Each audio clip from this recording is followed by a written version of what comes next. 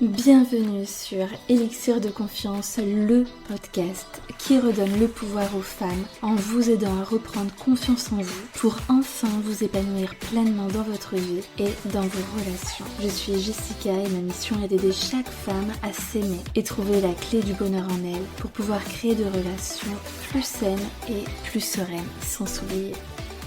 Pensez également à vous abonner et si l'épisode vous a plu, à mettre un 5 étoiles. Je vous souhaite une très belle écoute.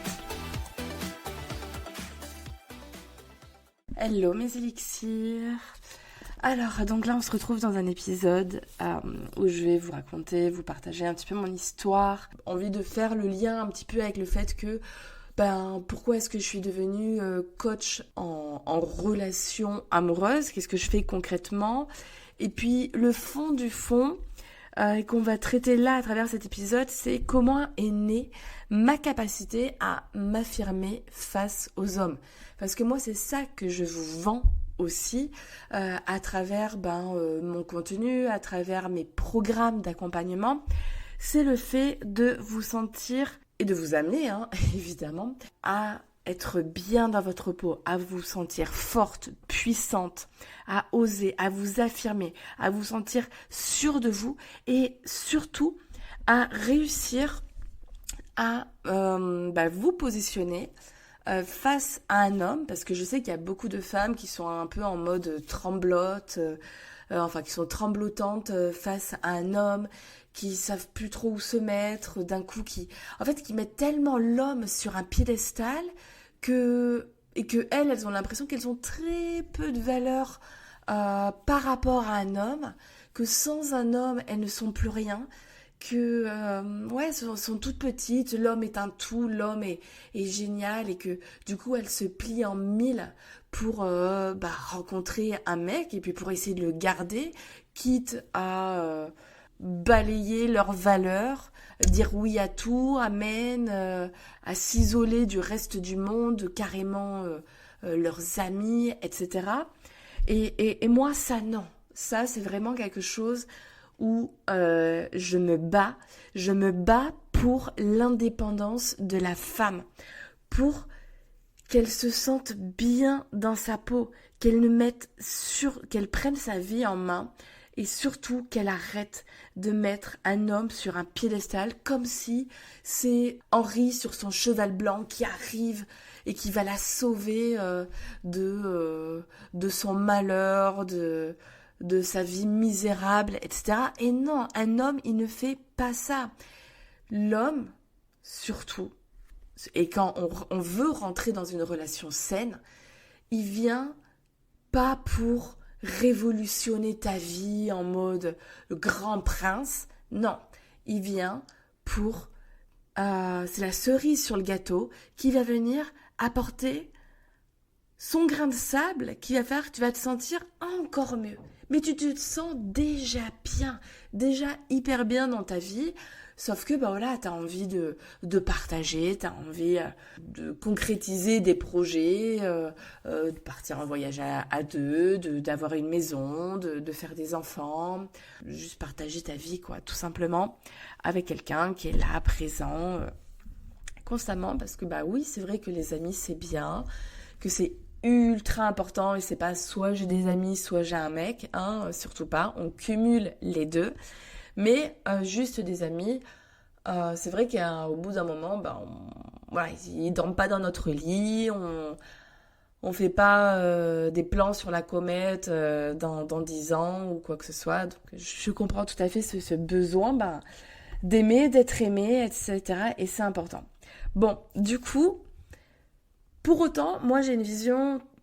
est-ce qu'on peut parler vision ? Je suis pas la nana en couple qui va fermer sa bouche, qui se tait, qui se fait toute petite, qui dit amen à tout, qui est en mode toute soumise au cas où, si elle va le perdre, si elle va déplaire ou quoi que ce soit. Ah non. Moi je me suis promis, je me suis juré que jamais je ne serai comme ça. Et ça, c'est pas à cause, mais j'aime bien dire plutôt grâce à mon vécu, tout simplement, à mon expérience de vie, et parce que j'ai voulu en faire une force. c'est toujours une question de choix. Est-ce que je fais en sorte que mon passé me définisse pour le restant de ma vie, ou est-ce que je fais en sorte que il me serve, mais dans le bon sens du terme. Et donc, du coup, moi, toute ma vie, je sais pas si c'est le premier épisode que tu écoutes ou si tu connais un petit peu mon histoire, mais mes parents ont divorcé quand j'avais l'âge de 6 ans. J'étais du coup avec ma mère qui a très vite rencontré quelqu'un parce que c'est quelqu'un qui... Voilà, bon, après je peux faire quelques catégories aussi, c'est comme ça. C'est le type de femme qui ne peut pas rester seule, qui a vraiment besoin d'être en couple avec quelqu'un.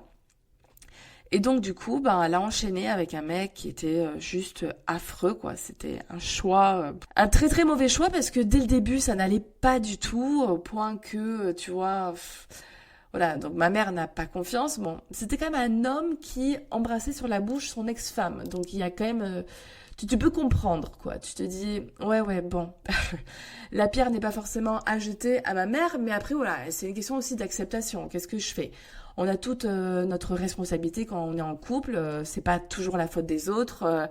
Faut arrêter de les rendre responsables de notre malheur. À un moment donné, si on accepte, on est responsable aussi. Et donc, voilà, par exemple, ma mère m'a mené suivre son compagnon de l'époque pour voir s'il fricotait pas avec son ex-femme. Donc moi, j'ai baigné là-dedans. Dans le cercle de la jalousie, de la relation de couple hyper toxique, qui s'engueule, les portes qui claquent, ça crie, et aujourd'hui, pour moi, c'est insupportable. Je déteste les gens qui lèvent la voix. Autant, j'avoue que je peux le faire avec mes enfants, mais autant en couple, je sais pas, c'est vraiment pas mon truc. Et ça c'est pas... Je ne veux surtout pas entendre mon conjoint lever la voix sur moi. Ça me braque. La discussion, elle est terminée et je m'en vais. Et donc, du coup, tout ça pour dire quoi?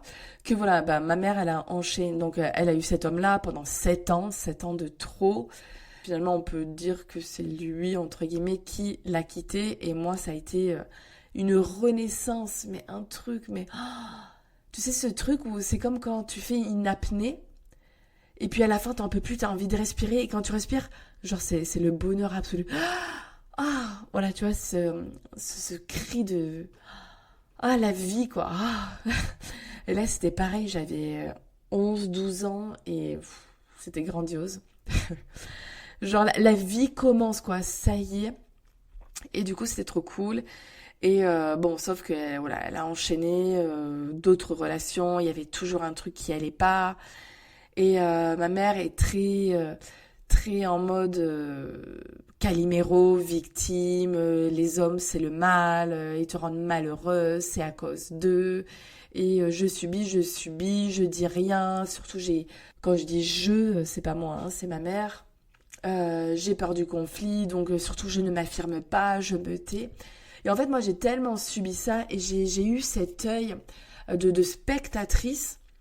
Et c'est pour ça que c'est hyper puissant aussi ce que j'ai vécu pour pouvoir encore mieux vous accompagner parce que je vous comprends et que lorsqu'on vit vraiment la situation, que ça nous concerne nous, on ne voit pas tout ça. Même si on arrive à s'en sortir, certes on l'a vécu, mais moi j'ai aussi connu la douleur par rebond, quoi. Lorsque tu te sens délaissé par quelqu'un parce que ma mère, son attention s'était plus portée vers les hommes, quoi, parce qu'elle avait besoin d'un homme dans sa vie pour se sentir exister. Et donc du coup, voilà, j'ai tellement vu ma mère subir, se taire, se cacher, par exemple, ce fameux beau-père là dont je vous parlais, il me forçait à rester à table pendant des heures. Moi, depuis toute petite, je n'aime pas la viande. Et du coup, je devais rester à table. Et genre, elle arrivait, elle me prenait discretos des morceaux de viande, des trucs comme ça. Mais c'était ma mère, lui, c'était rien pour moi. Et plutôt que de dire, non, mais c'est ma fille, c'est moi qui décide, là, au bout d'un moment, c'est bon, ça fait X temps qu'elle est à table, maintenant, je veux qu'elle sorte. Ben non, elle disait rien. Et en fait, ça m'a nourri une telle colère en mode ben non, en fait, affirme-toi, quoi. Tu peux pas subir ta vie comme ça. Et puis aussi, du coup, bah, les autres qui n'ont pas le choix, parce que bah, quand t'es gamine, tu peux pas dire grand-chose, quoi. C'est marche ou crève. Donc du coup, j'ai tellement eu cette frustration de ne pas pouvoir m'affirmer.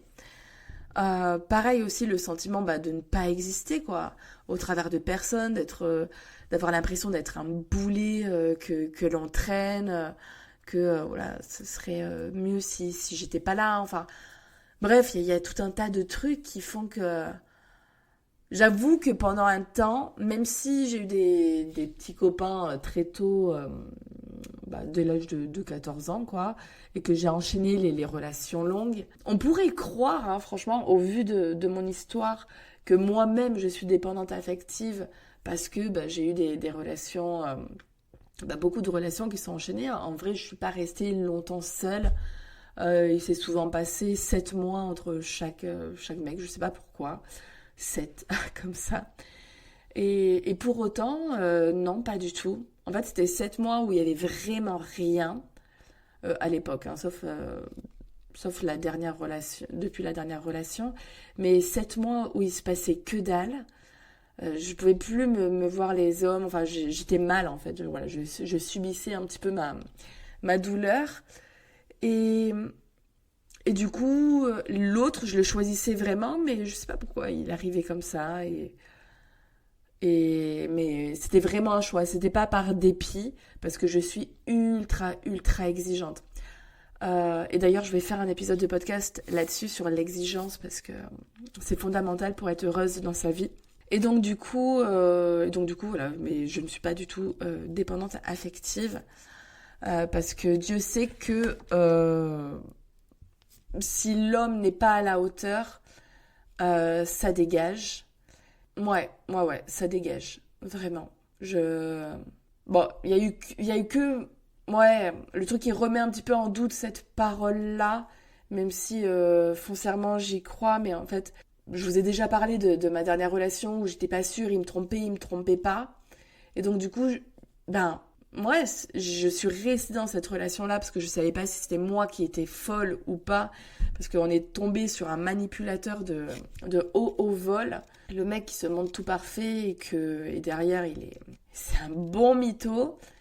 Mais du coup, j'ai accepté de vivre dans cette zone d'ombre parce que je sais pas si j'étais la folle ou pas. Mais aujourd'hui, je mets ma main coupée que plus jamais je n'accepte de rester dans ce type de situation-là.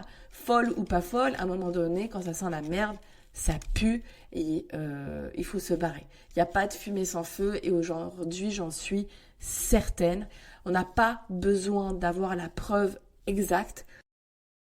On n'a pas besoin d'avoir la preuve exacte pour se barrer. À partir du moment où on se sent mal, ça doit être juste l'alarme.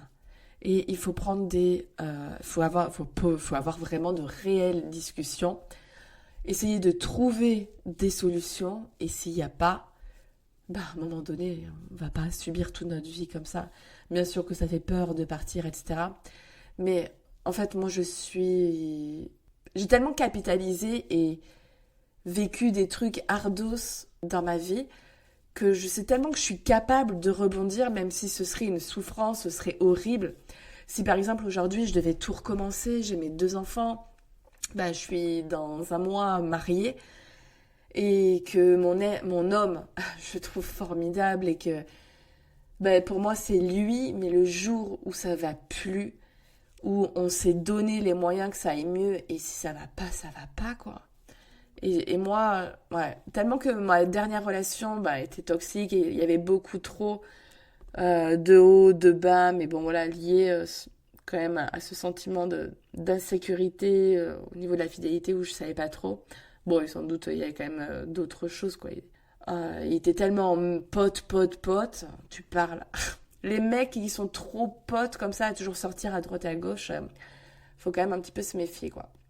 C'est très, très important hein, de garder son indépendance, de s'amuser, de sortir. Mais quand c'est tous les vendredis soirs, je trouve pas ça hyper sain. Surtout si ta meuf veut se joindre à toi, quoi. Bof. Bon, bref, je m'étale un petit peu. Mais je sais plus, qu'est-ce que je disais? Ouais, bon.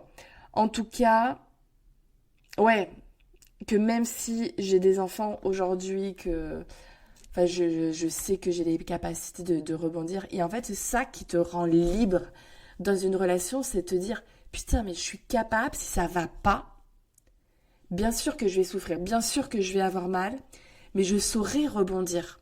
Et ça, et puis, je serai sans doute heureuse, je vais retrouver quelqu'un d'autre parce que, ben voilà, on va faire des rencontres, etc. Bien sûr que c'est pas quatre coins, je claque des doigts, je rencontre un mec bien, mais je pars du principe qu'il n'y a pas qu'une seule personne qui fait pour nous. Il y en a plein d'autres. Et donc, du coup, le fait d'avoir cette assurance, après peut-être que pas, peut-être que, imaginons, si ça arrivait, je resterais seule plus tard. Mais en tout cas, j'ai tellement cette détermination enfin, et cette assurance de me dire, bah non, je sais que je suis une femme bien, je sais que je vais rebondir, je sais qu'il y a d'autres personnes qui peuvent totalement me correspondre, que ça te permet de te sentir libre et ne pas dépendre d'un seul mec. Quand tu crois que sans lui, tu n'es plus rien, ah bah c'est clair que t'es plus rien et que là, tu lui pends au cul H24, sauf que ça, non. Non, non, non, non. On dépend de personne, on est libre, on veut une relation saine, on veut un mec bien, un mec de haut vol, digne de ce nom, qui nous respecte, qui nous traite avec gentillesse, avec bienveillance. Un mec où on se dit, putain, ça c'est mon mec, quoi. Et si tu ressens pas ça, cette fierté d'être avec lui, bah il doit pas être là, quoi. Et il y a trop de femmes qui sont pas fières d'être avec cet homme-là, quoi. Qui sont contentes parce que elles pensent ne pas mériter mieux. Dans ce cas, il faut me contacter parce que moi, je vais faire ressortir le meilleur en vous, vous montrer aussi ce que vous ne voyez pas, vous montrer toute la valeur que vous avez, parce que on mérite toutes d'être heureuses. Et toi, sans exception, toi aussi. Et la vie, c'est ça. Certes, il y a des galères, mais finalement, les galères, c'est pour nous faire apprécier encore plus les bons moments. Tu vois, là, j'ai une crève carabinée de malade, je m'en sors pas. Et ben c'est dans ces moments-là que je me dis, putain, mais qu'est-ce qu'elle est belle la vie quand il n'y a rien, quand t'es en bonne santé. Sauf que si c'était tout le temps en bonne santé, tu te rends pas compte à quel point c'est important d'avoir une bonne santé. Donc des fois, il faut toucher un petit peu le fond pour se rendre compte des bons moments. Malheureusement, mais bon voilà, l'être humain, il est comme ça. Et donc voilà, juste pour terminer, donc comment est née ma capacité à m'affirmer face aux hommes, c'est en voyant et en subissant ce que j'ai vécu du coup au travers de ma mère et des personnes qui m'ont rabaissé, qui m'ont dénigré, où je me suis dit mais non, en fait, moi, un homme, c'est pas une obligation d'avoir quelqu'un dans sa vie, même si j'adore la vie en couple, que je trouve ça cool, mais par contre, si toi, tu ne me corresponds pas, tu me traites mal, tu me relègues au second plan, je commence à faire partie des murs, que tu me mens, que je suis plus heureuse avec toi, que tu m'apportes plus de mal que de bons moments, c'est terminé. Et ça te rend tellement attirante auprès d'un homme. Il n'y a rien de pire. Enfin, il n'y a rien de pire. Toujours j'abuse. Non, c'est pas vrai, mais je veux dire... En fait, c'est pas en étant docile, faisant en sorte de foutre tous les problèmes sous le tapis pour...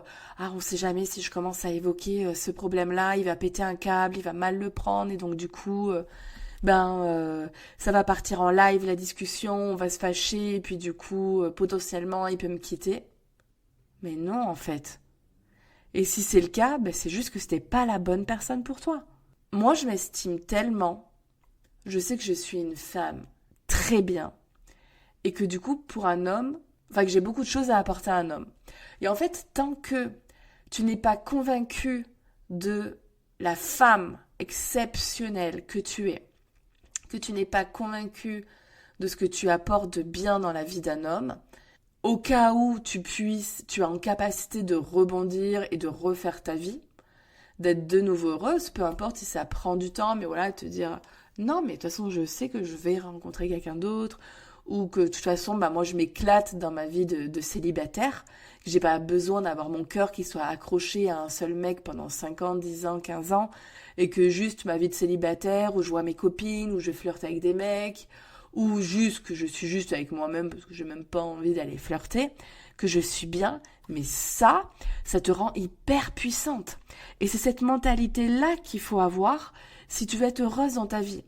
Parce que à partir du moment où tu te dis ah mais moi, si je suis seule, la vie elle est complètement fade, elle est nulle, je m'emmerde, et gna gna, et gna gna, le premier mec qui veut de toi, qui te correspondent pas, qui te donne un tout petit peu, alors que toi tu veux la totalité, eh ben tu vas apprendre. Sauf que tu vas souffrir, vraiment. Parce qu'au début, tu y vas alors que en fait tu vois pas tous les signaux, les red flags, tout ça, parce que t'as pas envie de les voir. Non, non, toi t'en peux plus là, tu veux juste être en couple. Est-ce qu'il y a pas un mec qui veut bien de moi dans l'audience et tout? Toi, ah ok, bon allez viens, on y va, on commence quelque chose, on verra où ça nous porte. Sauf que toi, comme t'es hyper fleur bleue, ben ensuite tu tombes follement amoureuse de lui, même si il te gave, mais en fait les disputes fait que bah ça te fait quand même vibrer, nanana, ça crée des choses, tu ressens, t'as quand même peur de le perdre parce que tu veux pas quitter ça, parce que t'as enfin trouvé quelqu'un. Bref, c'est le serpent qui se mord la queue. Et nous on veut pas de ça, on veut être une femme indépendante, sûre d'elle, qui a confiance en elle, qui se sent bien dans sa peau pour avoir cette vie sentimentale épanouie. Tant que toi, tu n'es pas en phase avec toi-même, que tu n'es pas ton meilleur partenaire de vie, c'est ça que tu dois être avec toi-même. Tu te crois seul, mais non. Bon, là, ça fait un petit peu un peu folle ce que je suis en train de te dire, mais j'ai envie de te dire, genre, une autre entité qui est là, parce que vraiment, ouais, bien sûr que je me parle à moi-même, bien sûr que toutes ces voix dans notre tête. Bon, après, il n'y a pas plusieurs personnages dans ma tête, mais moi, je suis toujours partie du principe que je vais vivre 80 années dans mon corps, dans ma tête, dans ma vie, que c'est moi qui crée ma vie. Il est hors de question que je me sente mal dans ma peau, puisse pas me saquer, que je me soutienne pas. Non. Alors, parce que je sais que vous êtes les reines du contrôle, que vous arrivez pas à lâcher prise, etc. Mais s'il y a un truc que vous devez bien contrôler, c'est la relation que vous avez avec vous-même. Votre discours intérieur, comment vous prenez soin de vous. Ça, c'est la clé pour être heureuse dans la vie. Et malheureusement, ce sont des choses que l'on n'apprend pas à l'école. Mais dans la vie, tout s'apprend. Quand on ne sait pas faire, eh ben, il faut aller voir des professionnels pour ça. Et lire des livres de développement personnel, ça fait du bien, mais c'est pas suffisant parce qu'on est toujours nous avec nous-mêmes, avec nos croyances, nos peurs, nos trucs. Alors des fois, il y a des prises de conscience, etc. Mais lorsqu'on a une faible estime de soi, qu'on n'ose pas s'affirmer, qu'on a peur de pas être aimé, qu'on a peur de déplaire, il y a tellement de choses, de couches à enlever. Quand on a peur du regard des autres, le fait de s'affirmer, tout ça, qu'on est dépendant des autres, on peut pas rester avec soi-même. Sinon, le travail, oui, on peut, mais le travail, il va prendre des plombes. Sauf que moi, je vous souhaite pas d'être heureuse dans 3, 5 ans, 10 ans, mais la vie, c'est maintenant. Le bonheur, c'est là. Donc, si aujourd'hui, c'est pas inné, que vous savez pas trop faire, que ça prend trop de temps, que vous sentez pas, et tout ça, c'est normal. Parce que, voilà, on n'a pas toutes et tous les mêmes facilités à rebondir suite à des événements. On n'a pas la même personnalité. Moi, je sais que dans ma vie, j'ai voulu bouffer la merde. J'avais 20 ans. J'étais en Australie. J'étais toute seule en train de galérer. J'avais laissé le mec de l'époque là-bas, mais on était toujours ensemble à distance, là, le fameux dont je vous parle depuis tout à l'heure. Là. Et donc, du coup, voilà, c'était pas facile parce que tu te retrouves seule. Et c'était un choix que j'avais fait. Genre, la meuf, quand vous y pensez... Elle se dit, ouais, moi je suis en couple avec un mec, et puis je vais me barrer pendant 7 mois, et puis tout le monde va rester fidèle. Bon, j'étais la seule cruche à le rester, mais Mais bon, moi j'y crois, mais je suis un peu, des fois, où j'étais, je sais pas si je le suis toujours, mais je suis toujours un peu monde des bisounours. Et donc du coup, ouais, quand j'étais là-bas, malgré tout, même si déjà c'était difficile d'être séparé de ton mec, de pas le voir, en plus je flirtais avec personne, trop honnête la nana. Et du coup, bon, j'ai cumulé des galères, voilà, me retrouver à la rue, des choses comme ça. Mais je le voulais, au fond, je disais là, mais punaise, je veux me prouver que je suis capable. Mais je me remercie tellement en fait, parce qu'aujourd'hui, j'ai une capacité de me dire en mode, je suis invincible. Voilà, le seul truc qui peut me détruire, c'est voilà, des problèmes de santé pour ma famille ou des décès. Mais le reste, ou si on me coupait un bras ou des choses comme ça, ce serait chaud ça. Une jambe et tout, l'horreur. Mais tout le reste, franchement, je suis en béton quoi. Et c'est ça en fait qui est hyper bien quand tu vis des galères, parce que tu dis oui, moi je veux pas, mais punaise, quand tu sais, après quand t'as réussi, parce qu'on réussit tous, même si on en a chié suite à une relation amoureuse par exemple, mais qu'on a réussi à dépasser ça, après, mais regarde la fierté, quoi, tu l'as fait. Et cette puissance, cette force, moi je l'ai capitalisée à chaque fois, et puis je m'en rappelle, quoi. Et moi je le fais ça aussi comme exercice dans mes séances de coaching. C'est ok, parle-moi de ta vie, de qu'est-ce que, quelles sont les expériences qui t'ont endurci, etc. Ah ouais, c'est vrai. Et tout le temps mes clientes, ah ouais, bah ouais, j'ai quand même fait ça. Ah ouais, je me suis sentie comme ça aussi. Ah bah ouais, quand même, j'ai réussi à faire ça. Mais ouais, mais sauf que on a la mémoire qui pêche. Je sais pas pourquoi on a ce truc de toujours vouloir focaliser que sur le négatif. Non, mais moi, j'arrive à rien, je suis pas capable. Mais non, mais regarde tout ce que tu es capable de faire dans la vie. Et ça, cette force, il faut la chérir, il faut en prendre soin, il faut la renforcer. Et c'est ça qui va faire que tu vas avoir confiance en toi et tu vas te sentir capable de t'affirmer. C'est aussi en prenant l'habitude de le faire. Si t'es tout le temps là en train de dire non, moi j'ose pas, non, mais non, mais non, et qu'est-ce qu'il va dire? Et puis si jamais le jour où je décide de m'affirmer, ça lui plaît pas, il se barre, eh ben on s'en fout, c'est ça que j'ai envie de te dire.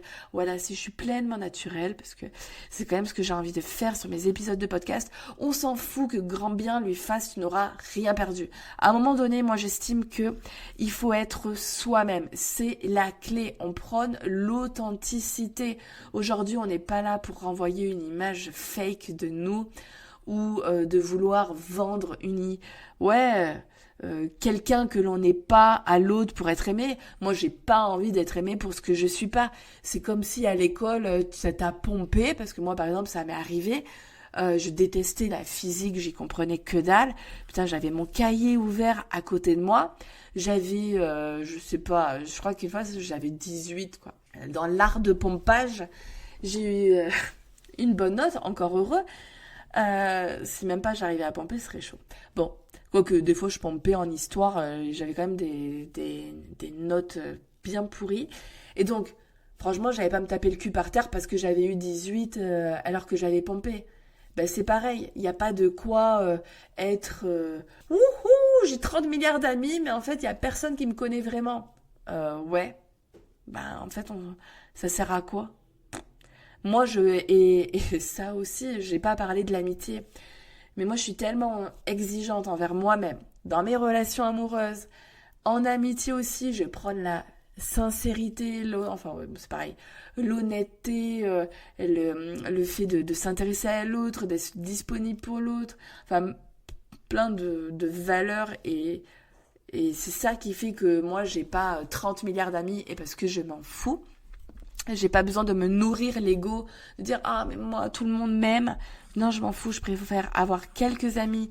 Je sais que c'est vraiment des bons avec qui on a des discussions profondes, qui me connaissent, qui m'aiment vraiment pour ce que je suis parce que on est allé en profondeur plutôt que 30 millions d'amis et derrière en fait il y a personne qui sait ce que tu as vécu quand tu étais petite parce que tu parles que de la pluie et du beau temps et en fait le jour où tu te retrouves dans la merde tu sais pas trop vers qui aller parce que t'as pas envie de les faire chier. Non mais c'est quoi ça? Bah non. Non, moi je suis pas d'accord. Voilà, j'étais censée faire des courts épisodes de podcast. Je sais pas faire, je sais pas pourquoi. Je vous fais des gros bisous. Je compte sur vous pour parler de mon podcast à votre entourage, d'envoyer un épisode qui vous a plu à, je sais pas, votre cousine, votre sœur, votre meilleure amie, à quelqu'un à qui vous savez que ça va faire du bien. Et puis surtout pour m'encourager, parce que c'est vrai que moi j'adore aussi avoir vos retours, voir que ça plaît. J'ai envie de faire connaître mes épisodes de podcast, parce que je sais qu'ils vous font du bien. Donc, et ça, pour cela, j'ai besoin que vous me mettiez un 5 étoiles et aussi de mettre un commentaire si vous êtes sur Apple Podcast. Je vous en remercierai énormément. Ça permet de m'encourager et puis de le faire connaître. Donc si vous avez envie aussi de promouvoir cette indépendance de la femme, que les femmes, qu'on crée un mouvement de femmes qui ont confiance en elles, qui se sentent bien dans leur peau, on doit devenir une nouvelle génération et aussi créer les générations futures avec nos enfants, de femmes qui sont bien dans leur peau, qui s'estiment, qui s'aiment, qui s'affirment, qui osent. C'est ça que l'on veut. Donc aidez-moi à créer ce mouvement. Aussi, n'oubliez pas que j'ai un accompagnement pour vous aider sur 4 mois à créer cette transformation, à vraiment vous aider à vous affirmer, à créer de belles relations avec les hommes et surtout, parce que comment c'est possible ça va être en créant une relation idyllique avec vous-même. Devenez votre meilleur partenaire de vie pour devenir cette femme idéale pour les hommes. Et puis, j'ai aussi si jamais vous n'avez pas envie de partir sur 4 mois, et déjà de tester, je propose des séances de 2h30, 3h, avec une partie de coaching pour travailler sur votre mental, couplée à une séance où on va travailler à travers votre corps, à travers votre inconscient, pour venir libérer tout ce qui vous bloque émotionnellement parlant et pour aller puiser cette force à l'intérieur de vous pour avancer. Et je peux vous dire que c'est une sacrée séance ultra puissante où j'allie donc le mental et le corps. Et je peux vous dire que déjà à la fin de la séance, vous allez faire waouh! Parce que moi, ce que je vous propose de vivre à travers mon accompagnement, c'est une expérience. Vraiment. L'outil que j'utilise en Breathwork, c'est complètement novateur. Mais enfin, ça existe partout dans le monde, sauf que ça met beaucoup de temps à arriver en France. Et c'est une très très belle expérience à vivre et que je vous offre. Donc n'hésitez pas à réserver un créneau, que ce soit un appel découvert, si vous avez envie éventuellement de vous renseigner sur mon programme de 4 mois, de voir s'il y a un bon feeling toutes les deux, et ou sinon de réserver pour une séance de 2h30 ensemble, à faire en une séance ou en 2. Voilà, je vous fais des gros bisous, prenez soin de vous, et à bientôt pour un nouvel épisode.